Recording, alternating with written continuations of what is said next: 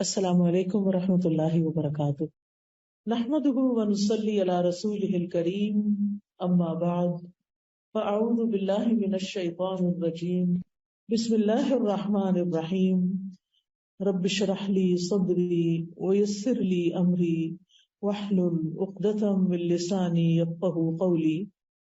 الحمد للہ العزیز الوہاب الکریم المنان، مزیل الشدائد وکاشف المصائب، فارج الہم کاشف الغم، مجیب دعوت المضطر، نحمدہ حمدا کثیرا ونشکرہ شکرا مزیدا۔ ہر قسم کی حمد تعریف اللہ رب العزت کے لیے ہے، جو عزت والا اور غلبے والا ہے، خوب عطا کرنے والا ہے، نہایت معزز اور بہت احسان کرنے والا ہے۔ وہ سختیوں تکلیفوں کو دور کرنے والا ہے، مصیبتوں کا ہٹانے والا ہے، پریشانیوں کو دور کرنے والا ہے، غموں کو مٹا دینے والا ہے، لاچار کی دعا قبول کرنے والا ہے۔ ہم اللہ کی بہت زیادہ حمد کرتے ہیں اور اس کا بہت زیادہ شکر ادا کرتے ہیں۔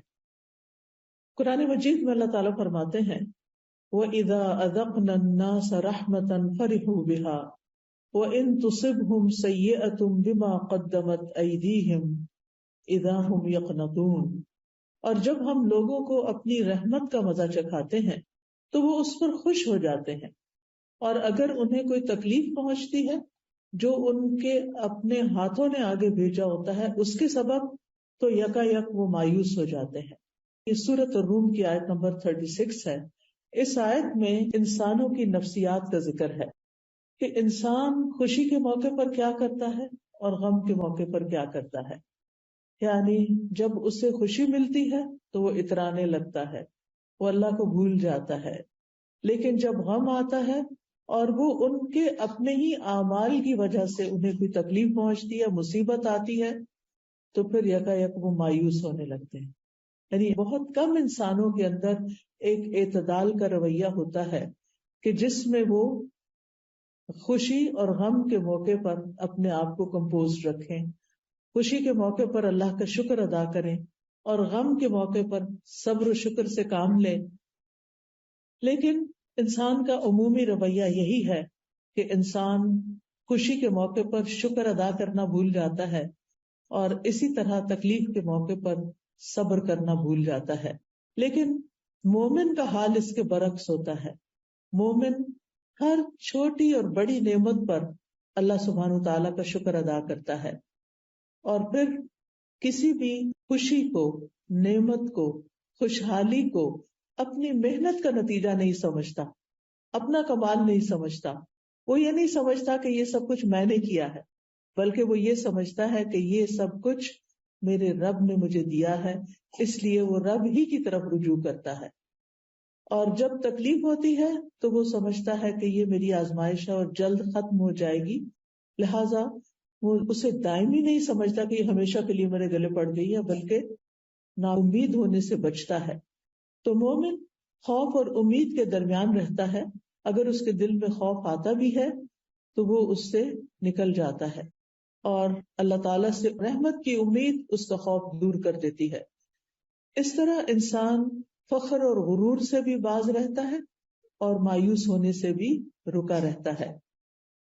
تو انسان اگر اپنی زندگی پر غور کرے تو جتنی اس کو نعمتیں ملی ہیں اس کے مقابلے میں تکلیفیں بہت کم ہیں، لیکن ہمارا حال یہ ہوتا ہے کہ ہم نعمتوں کا ذکر کرنا بھول جاتے ہیں، جبکہ اللہ تعالیٰ نے فرمایا فَأَمَّا بِنِعْمَةِ رَبِّكَ فَحَدِّثْ، کہ جہاں تک تمہارے رب کی نعمت کا تعلق ہے تو اس کا ذکر کرو، اس کو بیان کرو۔ نعمتوں کا ذکر کرنا چاہیے، نعمتوں کو یاد کرتے رہنا چاہیے، اپنے دل میں اور دوسروں کے سامنے بھی اللہ سبحانہ وتعالیٰ کا شکر ادا کرنا چاہیے۔ اللہ تعالیٰ اگر مال دیتا ہے، صحت دیتا ہے، عافیت دیتا ہے، امن اور آرام دیتا ہے، کھانے پینے کی وافر نعمتیں دیتا ہے، موسم اچھا ملتا ہے، ہمارے حالات اچھے ہوتے ہیں، ہم ایک پرامن جگہ پر رہتے ہیں، تو یہ ساری نعمتیں ایسی ہیں کہ جن کو پا کر انسان کو شکر گزار ہونا چاہیے۔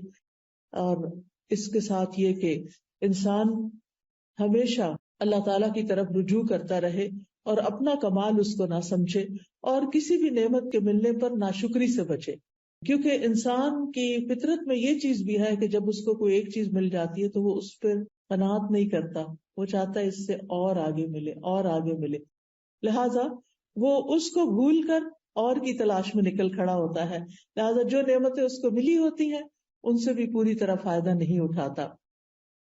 ہم دیکھتے ہیں کہ مومن کی ایک صفت یہ بھی ہے کہ وہ نعمت کی نسبت اللہ تعالیٰ کی طرف کرتا ہے، اس سے اللہ تعالیٰ اس سے راضی ہو جاتا ہے۔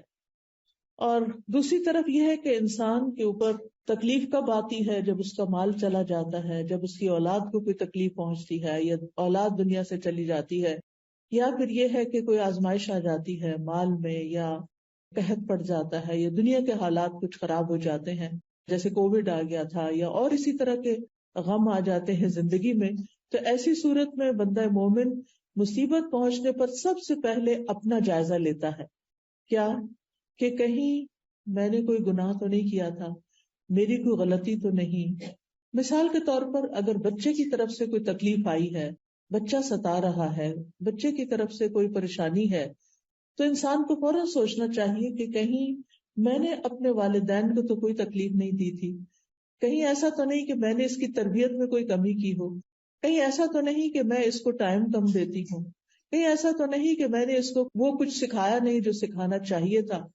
تو مومن جو ہے وہ فوراً اپنی غلطیوں کی طرف نظر دوڑاتا ہے، صرف اس بات کا شکوہ شکایت نہیں کرتا رہتا کہ بچہ ایسا ہے اور بچہ یہ کرتا ہے اور بچہ وہ کرتا ہے، اور آج کل کے تو بچے ہی ایسے ہیں، اور یہ تو میڈیا نے ان کو خراب کر دیا ہے، اور گیجٹس نے خراب کر دیا ہے، اور گیمز نے خراب کر دیا ہے۔ یہ ساری چیزیں بھی فراہم کرنے والے ہم خود ہی ہوتے ہیں، اور پھر بعض اوقات یہ ہوتا ہے کہ ہم خود اپنے ہاتھوں اپنے بچوں کو ایسی تعلیم دیتے ہیں کہ جس سے وہ نہ اللہ کے رہتے ہیں، نہ دین کے، نہ ایمان کے، اور نہ ماں باپ کے۔ یعنی جو بچے دین کو چھوڑ جاتے ہیں پھر عموماً وہ ماں باپ کو بھی چھوڑ جاتے ہیں، کیونکہ دین ہی ان کو یہ سکھاتا ہے کہ انہوں نے ماں باپ کا حق ادا کرنا ہے۔ قرآن مجید میں کئی مقامات پر اللہ تعالیٰ فرماتے ہیں وَاعْبُدُوا اللَّهَ وَلَا تُشْرِكُوا بِهِ شَيْئًا وَبِالْوَالِدَيْنِ إِحْسَانًا، اللہ کی عبادت کرو، اس کے ساتھ کسی کو شریک نہ ٹھہراؤ، اور والدین کے ساتھ احسان کرو۔ یہ سبق تو قرآن سکھاتا ہے، اسلام سکھاتا ہے، دین سکھاتا ہے، لیکن افسوس یہ کہ ہم نے ان کو دین ہی تو نہیں سکھایا۔ ہم عام طور پر ان کی دنیاوی تعلیم کے لیے تو پریشان ہوتے ہیں، لیکن دینی تعلیم کے لیے خاطر خواہ بندوبست نہیں کرتے۔ ناظرہ قرآن پڑھا لیا، زیادہ سے زیادہ خوش ہو گئے تو حفظ کرانا شروع کر دیا، لیکن دین کی انڈرسٹینڈنگ، دین کی سمجھ بوجھ، اس کے بارے میں ہم کم ہی غور کرتے ہیں۔ اب آپ دیکھیے کہ جن اسکولوں میں وہ جاتے ہیں وہاں تو ہر چیز دین کے الٹ جا رہی ہے، وہاں تو ان کو دین نہیں ملتا۔ مسجد ہم انہیں نہیں لے کر جاتے، وہاں بھی دین نہیں ملتا۔ پھر اس کے بعد آپ دیکھیں کہ گھر پہ ماں بھی دین نہیں سیکھی ہوئی، لہٰذا اس کو ماں بھی نہیں سکھاتی، باپ ہے تو وہ اپنی کمائی میں مصروف ہے، اور اگر زندگی کی دوڑ میں لگے ہوئے ہیں تو باپ کے ساتھ ماں بھی مصروف ہے، تو اس صورت میں بچے دین سے دور ہو جاتے ہیں۔ تو اس میں آپ دیکھیے کہ جب بچے کے پاس کوئی موقع ہی نہیں، اس نے دین سیکھا ہی نہیں، وہ دین والوں سے ملا ہی نہیں، اس نے دین کی خوبصورتی کو جانا ہی نہیں، اور ہم صرف گھر میں اسے حکم دے رہے ہیں نماز پڑھ لو، قرآن پڑھ لو، اور بس یہی دین سمجھتے ہیں ہم، تو نتیجہ کیا ہوتا ہے؟ وہ دین سے تو دور ہوتا ہی ہے، ماں باپ سے بھی دور ہو جاتا ہے، اور پھر خاندان اور رشتے دار اور سبھی کو چھوڑ جاتا ہے۔ اس لیے اگر کوئی ایسی چیز ہو تو ہمیں اس صورت میں اللہ سبحانہ تعالیٰ کی طرف رجوع کرنا چاہیے، اپنے گناہوں کی معافی مانگنی چاہیے۔ It's never too late. بچہ عمر کے کسی بھی حصے میں پہنچ چکا ہے تو آپ اللہ سے مایوس نہ ہوں، آپ خوب رو رو کر دعائیں کریں، اللہ کو پکاریں، اللہ سے مانگیں، اللہ تعالیٰ ضرور اس کو لوٹائے گا۔ بعض صالحین کہتے ہیں کہ میں اپنے گناہ کا اثر اپنی سواری میں اور اپنی بیوی کے اندر، اپنے بچوں کے اندر دیکھ لیتا ہوں، کیونکہ جب میں اللہ کی نافرمانی کرتا ہوں تو وہ میری نافرمانی شروع کر دیتے ہیں، یعنی ان کے اندر کوئی نہ کوئی ایسی چیز آ جاتی ہے کہ جو میرے لیے تکلیف کا باعث بنتی ہے۔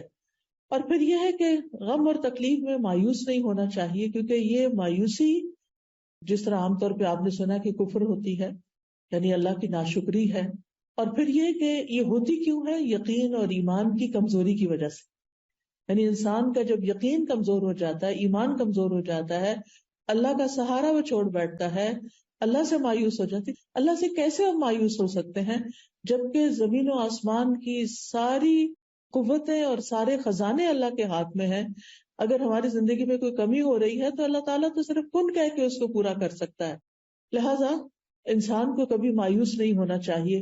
اور مایوسی کیا ہوتی ہے؟ کسی چیز کے مل جانے کی آرزو ختم ہو جانا، زندگی میں کوئی امید نہ رہنا، زندگی میں کوئی خوشی نہ رہنا، کسی چیز پر ایکسائٹیڈ نہ ہونا.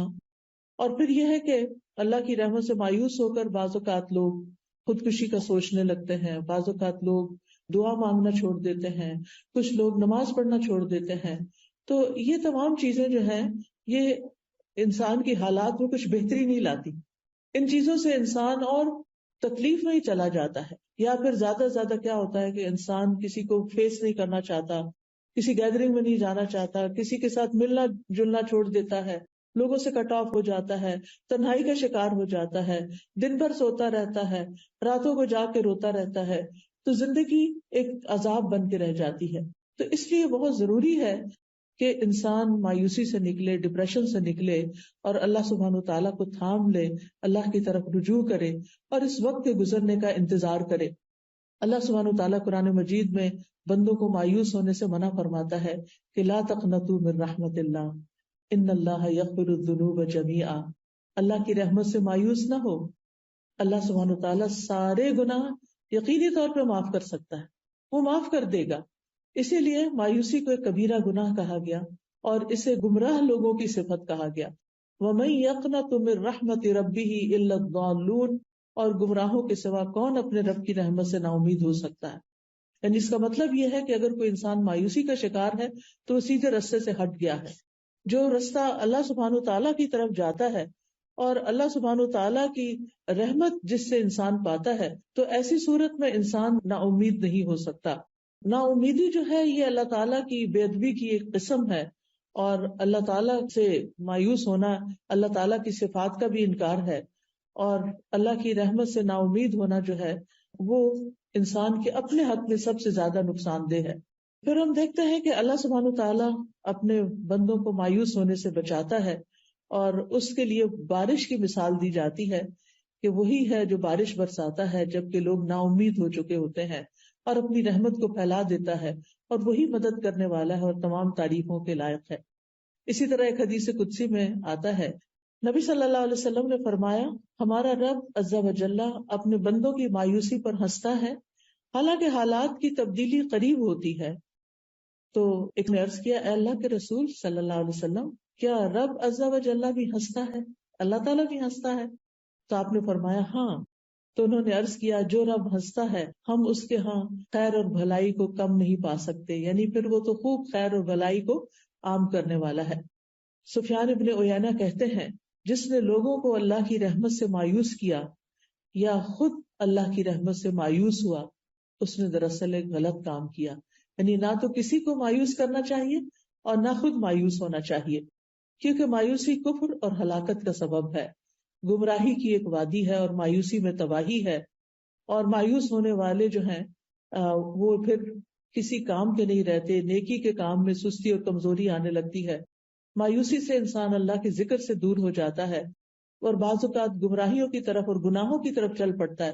بعض لوگ ڈرنک کرنا شروع کر دیتے ہیں، بعض لوگ نشے کا شکار ہو جاتے ہیں، اور انسان پروڈکٹیو نہیں رہتا، مجبوراً جو دنیا کے کام کرنے پڑتے ہیں، حتیٰ کہ کھانے پینے سے بھی غافل ہو جاتا ہے، اس کو کھانا پینا بھی اچھا نہیں لگتا، اس کے دل سے سکون اڑ جاتا ہے، سکینت ختم ہو جاتی ہے، بے قراری اور غم اس کی زندگی پہ چھا جاتا ہے، اس کے دل کے اندر ایک بگاڑ آ جاتا ہے. اور پھر ایسی صورت میں انسان کو چاہیے کہ اپنا سیلف انالیسس کرے تاکہ وہ اس کنویں سے باہر نکلے، اس مصیبت سے باہر نکلے. ہم سب کے لیے کچھ سوال ہیں، میں سوال کرتی جاؤں گی، آپ اپنا جائزہ لیتے جائیں کہ کیوں میں اللہ کی رحمت سے مایوس ہوئی، کب ہوئی، کن کن مواقع پر میں پریشان ہوتی ہوں، وہ کون سی چیز ہے جس کی وجہ سے میرے اندر چڑچڑا پن آ جاتا ہے. آپ گھر جا کے ان سوالوں کو لکھ بھی سکتے ہیں. یعنی پہلے تو مرض کو ڈائگنوز کریں کہ وہ کون سی چیز ہے جس کی وجہ سے مجھے بہت غصہ آ جاتا ہے، میں بہت پریشان ہو جاتی ہوں، میں ڈپریشن میں چلی جاتی ہوں، میں مایوسی میں چلی جاتی ہوں۔ دوسرا سوال یہ کہ پھر میں اس سے نکلنے کے لیے کیا کرتی ہوں، یعنی کیا میں اس میں جب گرتی ہوں تو پھر میں گری رہتی ہوں یا میں باہر آنے کی کوشش کرتی ہوں؟ اس وقت میری کیفیت کیا ہوتی ہے؟ رونا دھونا، یا شکوے شکایت کرنا، یا ہر وقت اٹھتے بیٹھتے آہوزاری کرنا، یا پھر کسی علم والے سے، کسی ڈاکٹر سے، کسی سائیکیٹرسٹ سے، کسی دینی عالم سے رجوع کرنا۔ آپ دیکھیے کہ ہم میں سے ہر ایک کی آزمائش فرق ہوتی ہے، لیکن دنیا کا کوئی انسان ایسا نہیں کہ جو آزمایا نہ جائے۔ مثلاً ہم چھوٹی چھوٹی چیزوں پر بھی اپنی زندگی میں پریشان ہوتے ہیں۔ مثال کے طور پر آپ جس گھر میں رہتے ہیں وہاں کا شور، بچوں کا شور یا کسی کا اونچا بولنا آپ کو بہت ڈسٹرب کرتا ہے، جس کی وجہ سے آپ سارا دن ڈسٹرب ہی رہتے ہیں۔ پھر اسی طرح کسی کا اصول توڑنا، مثلاً آپ اپنے ہسبینڈ کے ساتھ گاڑی میں جا رہے ہیں، وہ اسٹاپ سائن پہ رکتے نہیں، وہ ڈرائیونگ کرتے ہوئے اسپیڈ لمٹ سے آگے چل پڑتے ہیں، اس طرح کی چھوٹی چھوٹی باتیں۔ وہیں گاڑی میں بیٹھے بیٹھے آپ پریشان ہو جاتے ہیں، آپ اتنے شوق سے کسی پکنک پہ جا رہے ہیں لیکن وہ جو راستے میں ٹریفک رولز توڑے جا رہے ہیں اور آپ ٹینس بیٹھے ہوئے ہیں کہ ابھی کسی کو آپ نے دیکھ لیا تو اب شامت آئی اور اب پتہ نہیں کیا ہوتا ہے، کوئی ایکسیڈنٹ ہو، یعنی سارا وقت جو ہے وہ آپ کا ایک ٹینشن میں، ایک پریشانی میں اور ایک خوف میں اور ایک غم میں گزرتا ہے، حتیٰ کہ آپ نہ ریلیکس ہوتے ہیں، نہ کوئی بات کرتے ہیں، نہ ہنس سکتے ہیں، نہ خوش ہو سکتے ہیں۔ سارا وقت آپ کی نظر جو وہ سڑک پر ہی لگی ہوئی ہے کہ اب پتہ نہیں کیا ہوگا اور اب کیا ہوگا۔ اسی طرح کچھ لوگوں کی پریشانی روپے پیسے میں، بزنس میں، جاب میں کمی کی وجہ سے ہوتی ہے۔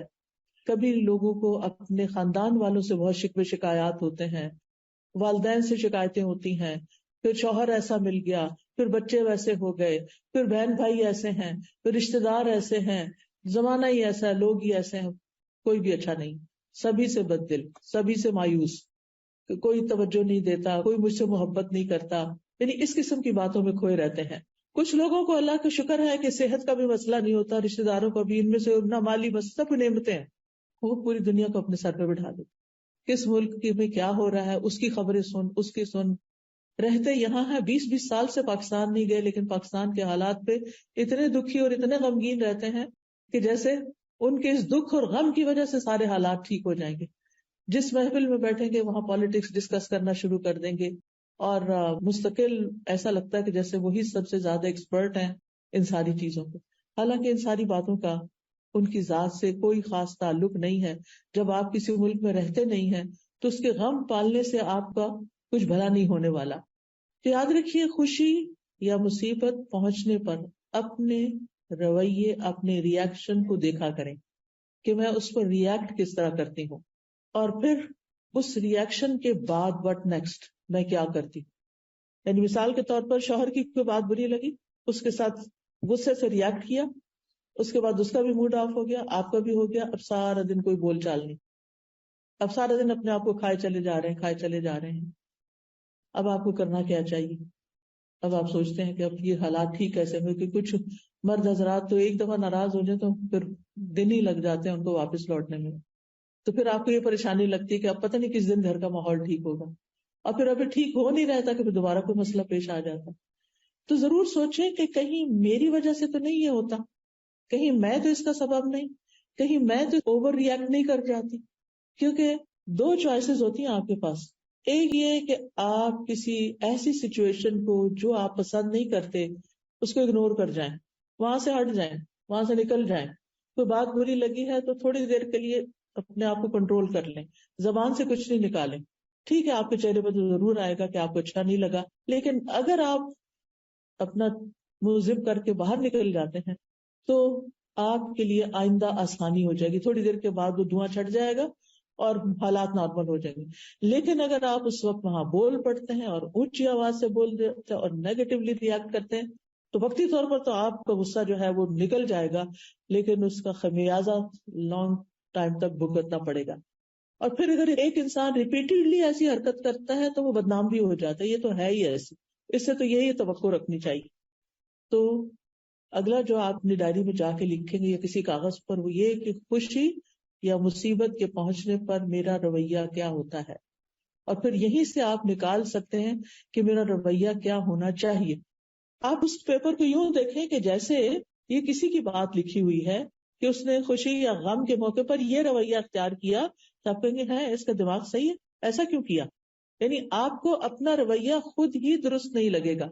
اس کے بعد یہ ہے کہ جب کوئی معاملہ خراب ہو جائے، جب حالات پریشان کن ہو جائیں، تو پھر آپ اپنے قابل اعتماد لوگوں سے ڈسکشن کر سکتے ہیں، سوال کر سکتے ہیں، اس معاملے کا حل پوچھ سکتے ہیں. لیکن اگر سامنے والا جس کو آپ اپنی کہانی سنا رہے ہیں، اگر وہ آپ کو آئینہ دکھانے کی کوشش کرے کہ یہ غلطی دراصل آپ سے شروع ہوئی ہے، تو اس کو اپنے اوپر ایک حملہ نہ سمجھے، اس کو اس کی خیر خواہی سمجھے کہ یہ شخص میرا ہمدرد ہے، کیونکہ آپ نے پہلے اس پر ٹرسٹ کیا، اسی لیے تو آپ اس کے پاس گئے. تو ٹرسٹ وردی شخص کو پھر ٹرسٹ ہی کریں، اس کی کسی بات کو مائنڈ نہ کریں، اس کی بات کو پرسنل نہ لے لیں کہ یہ تو ہے یہ ایسا. اور پھر یہ بعض اوقات لوگ انجسٹ بھی ہوتے ہیں، صحیح بات نہیں بھی کر رہے ہوتے، لیکن وہ اپنے تجربات سے بات کر رہے ہوتے ہیں، یہ ان کے ایکسپیرینسز آف لائف ہوتے ہیں جن کی روشنی میں وہ آپ کو مسائل کا حل بتا رہے ہوتے ہیں.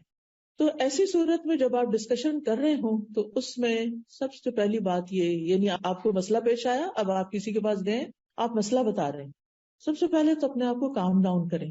مسئلہ بتاتے ہوئے جذباتی نہ ہو، اپنے جذبات کو ایک طرف رکھ دیں، کیونکہ بہت سے لوگ جب مسئلہ بتاتے ہیں تو یا رونے لگتے ہیں، یا پھر کافی دیر تک ان کو سمجھ نہیں آتی کہ انہوں نے کہنا کیا ہے. دوسروں کا وقت بھی بہت قیمتی ہوتا ہے. جب آپ کسی کے پاس کوئی مسئلہ لے کر جائیں تو پہلے گھر سے ہوم ورک کر کے جائیں کہ میں نے کیا پوچھنے کے لیے جانا. یہ نہیں کہ اس کے پاس بیٹھ کے بار بار یہ کہیں میں تو بہت کچھ سوچ کے آئی تھی لیکن میرے دماغ سے سب کچھ اڑ گیا ہے. تو اس طرح کی باتیں نہ کریں، بلکہ اپنا وقت بھی استعمال کریں اور دوسرے کا بھی کریں، چاہے بہن ہی ہو، آپ کی دوست ہو، آپ کے ہسبینڈ ہو، کوئی بھی ہو.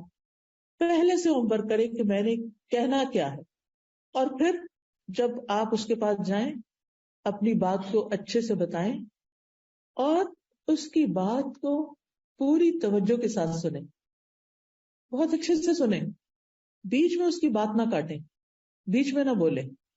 جب وہ بتانے لگے، کچھ آپ کو سمجھانے لگے، چاہے آپ کو پسند آ رہا ہے یا نہیں آ رہا، جواب آپ کی مرضی کے مطابق ہے یا نہیں ہے، تو آپ اس کو سن لیں ایک دفعہ، کوئی اور رائے نہ دیں. پھر آپ بیٹھ کے اس کی نیت پہ شک نہ کرنے لگے، یعنی کہ اس کی نیت ہی خراب ہے، یہ تو میرا بھلا چاہتا ہی نہیں. کیونکہ دنیا میں کوئی ٹول ایسا ابھی تک ایجاد نہیں ہوا جس سے کسی کی نیت پرکھی جا سکے. اس معاملے میں بھی اور عام طور پر بھی کسی کی نیت کو اٹیک نہ کریں.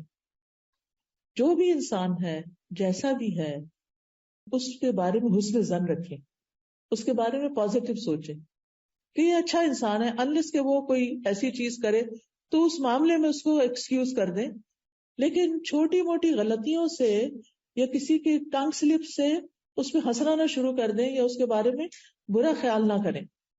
پھر آپ دیکھیے کہ جب آپ گفتگو کریں، اپنا مسئلہ بیان کریں، تو اپنی نیت کو بھی ٹٹولیں کہ آپ کیوں مسئلہ بیان کر رہے ہیں، اور پھر یہ کہ آپ واقعی مسئلے کا حل چاہتے ہیں یا صرف کتھارسس چاہتے ہیں کہ آپ کو کوئی مل جائے کہ جس کے سامنے اپنی کہانی سنائے.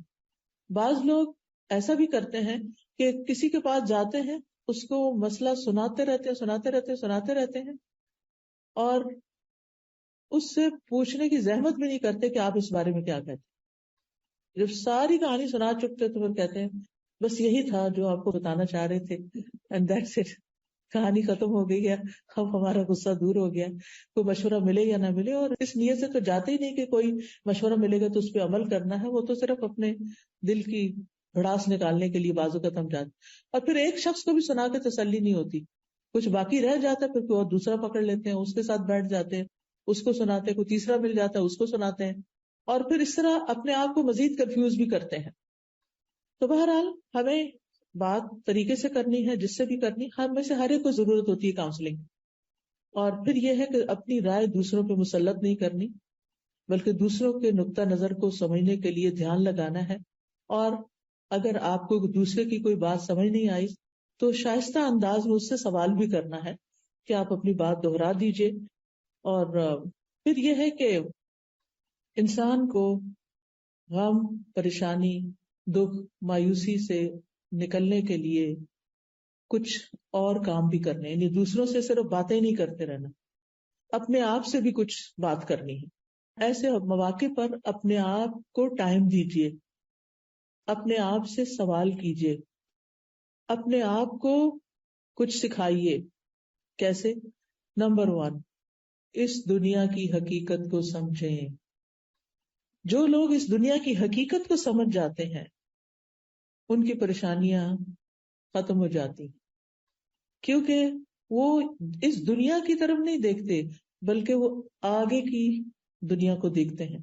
وہ یہاں کے غم بھلا دیتے ہیں آخرت کے غموں کے ساتھ، کیونکہ غم کا مقابلہ غم سے کرنا ہے نا. تو جب ان کو آخرت کی فکر لگ جاتی ہے تو دنیا کی بہت سی فکریں سب سائڈ ہو جاتی ہیں. وہ کہتے ہیں یہ تو کچھ بھی نہیں. جب زمین کے اوپر رہنا مشکل لگتا ہے تو زمین کے اندر جو لوگ پڑے ہوئے ہیں قبرستانوں میں، جب ان کے بارے میں سوچیں گے تو کیا ہوگا؟ زمین کے اوپر رہنا پرسکون لگے گا. رات کو اگر نیند نہ آئے اور خیالات ڈسٹرب کریں تو اپنی سوچ کا رخ موڑیں ان لوگوں کی طرف جو قبروں کے اندر ہیں اور ان کو ایک پل کے لیے بھی چین نہیں ہے. تو آپ سوچیں کہ مجھے تو اللہ نے اتنا اچھا کمرہ دیا ہے، اتنا اچھا گھر دیا ہے، اتنا کمفرٹیبل بیڈ دیا ہے، میرے لیے ہیٹنگ اور کولنگ کا انتظام ہے، میرے پاس سب کچھ ہے، میں آخر کس بات پہ پریشان ہو رہی ہوں؟ تو یاد رکھیے مشکلات اور پریشانیاں زندگی کا حصہ ہیں. کیوں؟ اس لیے کہ اللہ سبحانہ وتعالیٰ نے ہمیں اس دنیا میں ٹیسٹ کرنے کے لیے بھیجا ہے. الذی خلق الموت والحیات لیبلوکم ایکم احسن عملا. وہ جس نے موت اور زندگی کو بنایا تاکہ تمہارا امتحان لے کہ تم میں سے کون اچھے عمل کرتا ہے، کس کے ریاکشنز، کس کے رسپانسز زیادہ اچھے ہیں. یعنی زندگی میں کام کاج کرتے ہوئے کسی بھی چیز، کوئی بھی کام، چاہے آپ ڈرائیونگ کر رہے ہیں، چاہے آپ کوکنگ کر رہے ہیں، چاہے آپ لانڈری کر رہے ہیں، ان ساری چیزوں میں انسان تھکتا ہے کام کرتے ہوئے. کچھ لوگ ہوتے ہیں وہ اظہار نہیں کرتے، ان کا وقت بھی گزر جاتا ہے. اور کچھ لوگ ہوتے ہیں ہر تھوڑی دیر کے بعد کہتے ہیں آج تو بہت تھک گئی. یعنی جو پاس بیٹھے ہوں گے وہ بیزار ہو جائیں گے سن کر آپ کی تھکاوٹ کی باتیں. نتیجہ کیا ہوگا؟ وہ آپ کے پاس بیٹھنا نہیں چاہیں گے. پھر آپ اور پریشان ہوں گے کہ یہ لوگ مجھے ٹائم نہیں دیتے، مجھے توجہ نہیں دیتے، میری بات نہیں سنتے. اصل میں آپ نے خود ہی بگایا ان کو ایسی باتیں کر کر کے جن کو نہ کر کے بھی گزارا ہو سکتا تھا. قرآن مجید میں اللہ تعالیٰ فرماتے سورۃ البلد میں لقد خلقنا الانسان فی کبد، یقیناً ہم نے انسان کو بڑی مشقت میں پیدا کیا ہے. اس دنیا میں انسان کے لیے ایک کے بعد ایک مشقت ہے. سوچئے جب ایک انسان پیدا ہوتا ہے، دنیا میں آ رہا ہوتا ہے، ماں کتنی مشقت سے جنم دیتی ہے، اور یہ مشقت صرف ماں کے لیے نہیں ہوتی، اس بچے کے لیے بھی ہوتی ہے جو دنیا میں آنے کے لیے پش کرتا ہے اور باہر کو آتا ہے. کتنی چھوٹی سی جگہ سے نکل کے آتا ہے وہ. آپ میں سے جو لوگ اس پروسیجر سے گزر چکے ہیں، آپ سوچئے کہ وہ دن شاید زندگی کا سب سے مشکل دن تھا جب آپ نے بچے کو جنم دیا تھا، اور اس وقت آپ سوچتے تھے کہ پتہ نہیں میں زندہ بھی رہتی ہوں کہ نہیں. ایسی صورت میں جب ہمارا آغاز ہی مشقت سے ہوا، آمد ہی تکلیف کے ساتھ ہوئی ہے، تو پھر اینٹیسپیٹ کرنا چاہیے کہ آئندہ زندگی میں بھی مشکلات تو ہوں گی. ہمیں اس دن کا درد یاد نہیں، لیکن اگر آپ اپنی مدر سے پوچھیں تو وہ بتائے گی کہ دنیا میں آتے ہی آپ نے رونا شروع کر دیا تھا. کیوں رو رہے تھے بھائی؟ شیطان نے آ کے زور سے تھپڑ مارا. حدیث سے پتا چلتا ہے، میں اپنے پاس سے بات نہیں بتاتی، کہ ابن آدم جب پیدا ہوتا ہے شیطان پہلے سے انتظار میں کھڑا. اپنے رشتہ دار تو باہر کھڑے ہوتے ہیں نا، یعنی جب بچے کی پیدائش ہوتی ہے تو باقی تو ماں باپ یا بہن بھائی باہر کھڑے ہوتے ہیں انتظار میں، شیطان اندر پہنچا ہوا ہوتا ہے. اس لیے جو بچیاں بھی بچوں کو جنم دیتی ہیں وہ اس وقت یا تو قرآن کی تلاوت سنتی رہیں یا آیت الکرسی لگائیں یا اللہ کا نام ذکر کریں، خود بھی ذکر کریں اگر ہمت ہے، ورنہ جو آپ کے ساتھ ہیں وہ آپ پر پڑھ کے سنائیں. اب تو الحمدللہ اگر کسی کو نہیں بھی پڑھنا آتا تو اپنے سیل فون پہ آپ قرآن مجید کی سورت کوئی بھی لگا دیں، سورت الرحمن لگا دیں، سورت مریم لگا دیں، کوئی بھی سورت لگا دیں، آپ سورت طٰہٰ لگا دیں، آپ اس کو سن سکتے ہیں. سورت البقرہ لگا دیں، سورت البقرہ لگانے سے شیاطین بھاگتے ہیں. تو بہرحال اس وقت شیطان آ کے بچے کو ٹھونکا لگاتا ہے اور پھر انسان روتا ہے. اور آپ نے دیکھا ہوگا کہ جو بچہ روتا نہیں ہے نا، ڈاکٹر اس کو کیا کرتے ہیں؟ رلاتے ہیں، اس کو تھپکاتے ہیں اور رلاتے ہیں.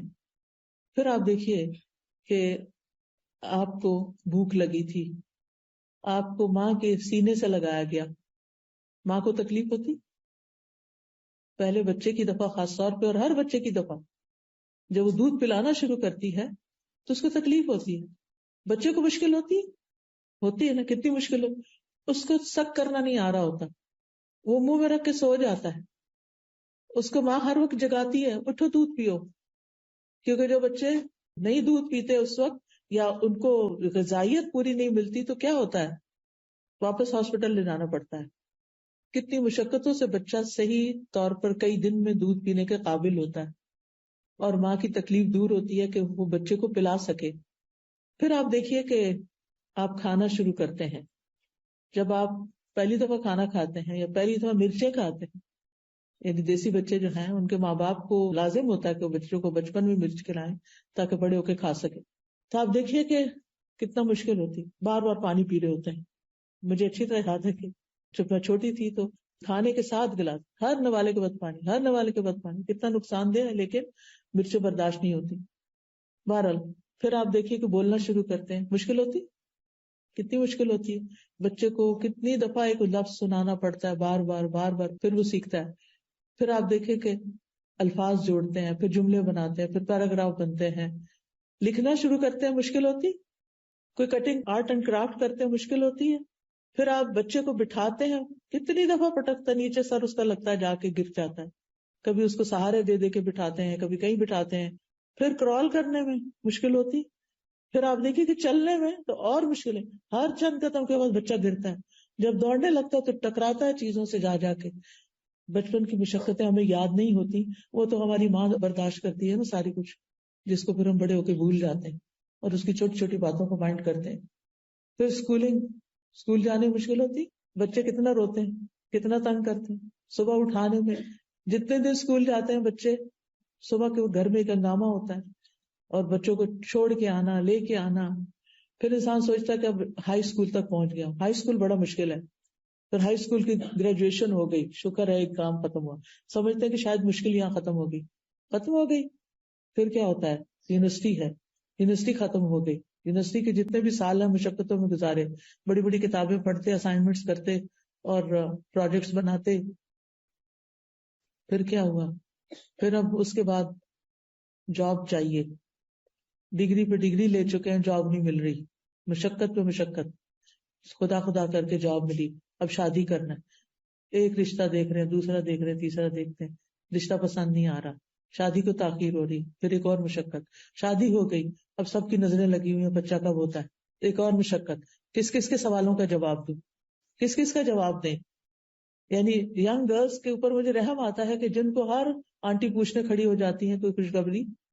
بھائی جب کوئی آئے گی تو آپ کو بھی پتا چل جائے گا کہ آپ نے دعائیں کرنی ہیں، آپ دعائیں کریں. اور پھر خاص طور پر جن عورتوں کو کمپلیکیشنز ہو جاتی ہیں، ایک سے زیادہ بچہ پیدا نہیں کر سکتی. میری ایک بہت ہی سمجھدار اسٹوڈنٹ تھی اور لکھتی تھی اخباروں میں اور بہت قابل. ان کا ایک بچے کے بعد دوبارہ کہ کوئی کمپلیکیشن ہو، کوئی بچہ پیدا نہیں ہو سکتا.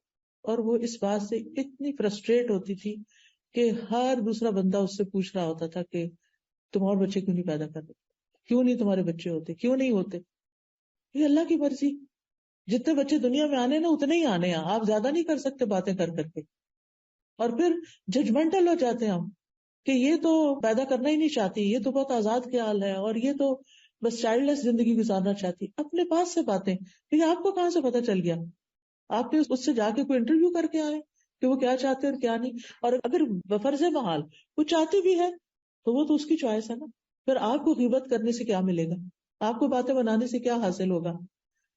بہرحال شادی ہو جاتی ہے کہ مشکلات ختم ہو گئی. شادی کے بعد کیا ہوتا ہے؟ کچھ دن تو اچھے گزرتے ہیں، پھر وہاں بھی مشکلات شروع ہو جاتی ہیں، انڈرسٹینڈنگ کی مشکلات ہو جاتی ہیں.